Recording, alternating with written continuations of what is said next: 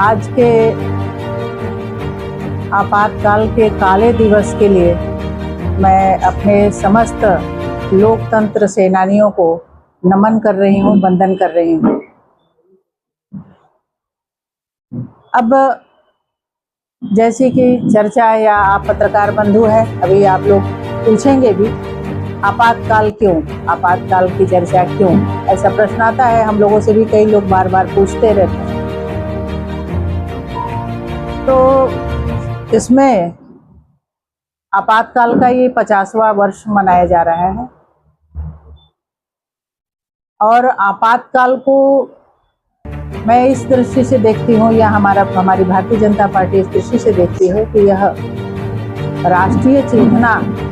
का विषय है या अपने संवैधानिक चेतना का विषय है। अब राष्ट्रीय चेतना मैं इस संदर्भ में इसलिए कह रही हूँ कि आपातकाल कोई सहज प्रक्रिया नहीं थी। जिस संविधान को बहुत ही श्रम पूर्वक विविध आयामों को छूते हुए बाबा साहब जी और बाबा साहब जी के साथ विभिन्न लोग जो उस टीम में थे, उन्होंने संविधान की संरचना की बहुत सूझबूझ के साथ, और उसमें एक ऐसा तानाशाह नेतृत्व, मैं नाम लेने से गुरेज नहीं करूंगी, श्रीमती इंदिरा गांधी जो कांग्रेस की प्रधानमंत्री के रूप में स्थापित हुई, और उन्होंने एक अपने को स्थापित करने के लिए, जैसा कि आप सब लोग जानते हैं किस प्रकार राजनारायण ने उनके चुनाव को चैलेंज किया, और चुनाव को चैलेंज करने के बाद जिस प्रकार से उनको यह आभास होता है, रातों रात उन्होंने किस प्रकार से राष्ट्रपति से कह करके आपातकाल की घोषणा कराती हैं, जनता में इस प्रकार से रेडियो में संदेश दिया जाता है, और उस संदेश में से पूरा देश कहाँ पूछता है। आप पत्रकार बंधु हैं, किस तरह से प्रेस और मीडिया पर सेंसरशिप लगाई जाती है, लोकतंत्र की हत्या की जाती है, न्यायपालिका भी बंधक बनाए जाते हैं। इस तरह से मनमाने ढंग से सिर्फ स्वयं को स्थापित करने के लिए उन्होंने इस प्रकार का कुकृत्य किया, जो कि बेहद ही शर्मनाक है। लोकतंत्र के हमारे सेनानी गुजरात से चल करके यहाँ भी विभिन्न राष्ट्रीय स्वयंसेवक संघ, जनसंघ और हमारे विद्यार्थी परिषद के, जनता दल के जयप्रकाश नारायण जी के अगुवाई में अपने जॉर्ज फर्नांडिस जी भी थे, जो कि रेलवे रोको आदि का आंदोलन, मैंने एक तरह से गुजरात से लेकर बिहार का वो बवंडर उठा, और जिस प्रकार से उन्होंने आपातकाल जब उन्होंने लगाया श्रीमती इंदिरा गांधी ने, अब इसमें किस प्रकार से वो अपने लाभ के लिए, जो कांग्रेस आज एक छोटा सा लाल फाइल दिखा करके कांग्रेस के नेता संविधान बचाओ की दुहाई देते हैं, उन्हीं की दादी श्रीमती इंदिरा गांधी ने जिस प्रकार से आपातकाल घोषित करते हुए उन्होंने 5 साल के बजाय 6 साल की सरकार, मैंने सत्ता में बने रहना उनके लिए कितना जरूरी था, यह आप सब लोगों को जरूर संज्ञान में होगा। और उन्होंने किस तरह से पीड़ाजनक जो लोकतंत्र सेनानी थे, मीसाबंदी थे, उनको जेलों में भर दिया गया। जेल में भरने के बाद ही वही विषय एक नहीं रह गया, हमारे तमाम नवयुवक साथी जयप्रकाश नारायण जी जो जेलों में रहने के बाद से किडनी के मरीज हो गए, किडनी उनकी खराब, गुर्दा खराब हो गया। हमारे श्रद्धेय अटल जी, राजनाथ जी, लाल कृष्ण आडवाणी जी, तमाम बड़े बड़े लीडर, उन्होंने जेलों में, उनके साथ में बहुत सारे, आपके आजमगढ़ में भी मैं नाम की सूची देख रही थी कि सिंहासन यादव जी थे, प्रभुनाथ सिंह जी थे, जगन्नाथ सिंह जी थे, धनंजय सिंह जी थे, ज्ञान प्रकाश दुबे जी थे, मदन मोहन उपाध्याय जी, रामचंद्र सिंह कलिक जी, प्रोफेसर रामजी सिंह, कन्हैया सिंह जी, केशव, ये सब कुछ पर्दे के पीछे रहे, कुछ जेलों में बंद कर दिए गए, कमलाकांत सिंह जी, शिव प्रसाद जायसवाल जी, इसी तरह से विजय कुमार श्रीवास्तव जी, बहुत सारे ऐसे बहुत सारे नाम आपके आजमगढ़ गांव-गांव से लड़कों को उठा लिया जाता था। जो भी कोई किसी प्रकार से साइक्लोपीडिया जो होता है मशीन के द्वारा,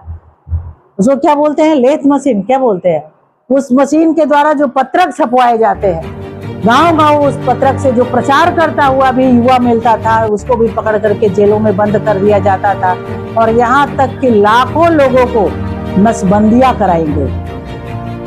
कोई सहज बात नहीं है, ये एक तानाशाही प्रवृत्ति का द्योतक था आपातकाल। तुर्कमान रोड पर किस प्रकार से गरीबों की गरीबी की बात करने वाली कांग्रेस, किस प्रकार से गोलियों से भून दिया गया, अपने आवास की बात उन गरीबों को गोलियों से भून दिया गया। इसको कहां भला कोई भूल सकता है। आपातकाल को हम इसलिए स्मरण करते हैं, इतिहास को कभी भूलना नहीं चाहिए, क्योंकि इतिहास जब हम भूलते हैं तब देश में अस्थिरता पैदा होती है। तो हम याद करते हैं, एक तो नमन करते हैं अपने मीसाबंदियों को, अपने लोकतंत्र सेनानियों को प्रणाम करते हैं, उनको सम्मान देने का काम करते हैं, और उसके साथ में यह लोकतंत्र बना रहे, बचा रहे, क्योंकि संविधान ही सर्वस्व है। इस तरह से इंदिरा जी ने जिस प्रकार से आजादी के बाद से न्यायपालिका को धता बताते हुए, चाहे मध्य प्रदेश का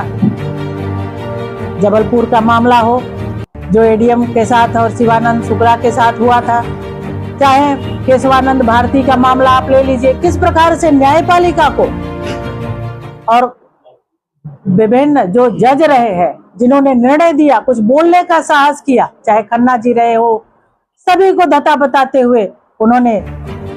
किस तरह से स्थापित किया, रे को स्थापित किया। तो उन्होंने अपने स्वार्थ के लिए, इंदिरा ने अपने स्वार्थ के लिए, अपने सत्ता सुख के लिए, अपने पुत्र संजय गांधी जी के दिशा निर्देश पर, स्वयं के महत्वाकांक्षा को पूर्ण करने के लिए उन्होंने देश की जनता को, अपने युवा पीढ़ी को, छात्र गांव-गांव, हर बहुत सारे छात्रों से हमारी बात होती है। मेरा एक बार ऐसा अवसर आया था कि मैं कमल पुष्प करके रचना कर रही थी, अपने जो भी लोकतंत्र सेनानियों का जो कथा है, उस कथा में आता है कि गांव-गांव में ऐसे लोग थे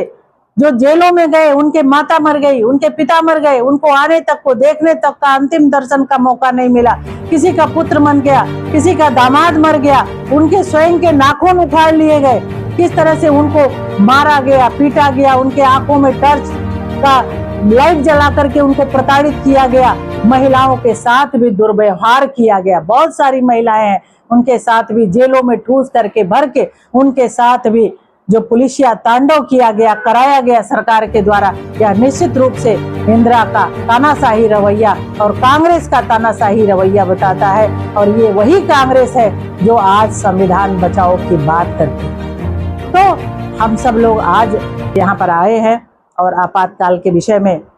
सभी लोगों से चर्चा भी करेंगे। आप लोग भी आए हुए हैं, निश्चित रूप से विभिन्न विषय है, इसमें तो सबसे बड़ा विषय तो आप ही लोगों का है। आज भी जहां कांग्रेस का शासन है वहां पर इस तरह से कोई बोल नहीं सकता है, कोई प्रश्न पूछ नहीं सकता है,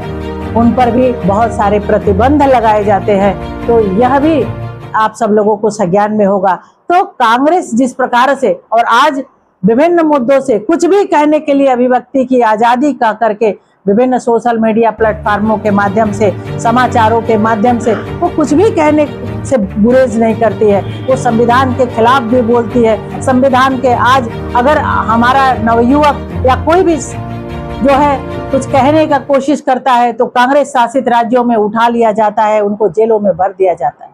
और अन्य प्रदेशों का स्थिति देखिए कि हम किस तरह से संविधान के रक्षक है। हमारे आदरणीय प्रधानमंत्री जी ने जिस प्रकार से संविधान की रक्षा करते हुए विभिन्न आयामों में काम किया है, आज हम आपातकाल के लिए आप सब लोगों के बीच में आए हुए हैं। विषय यही है, और विषय तो बहुत लंबा है, लेकिन मैं आप लोगों को इतनी ही बातें बताना चाहती हूँ। आगे आप प्रश्न कर सकते हैं।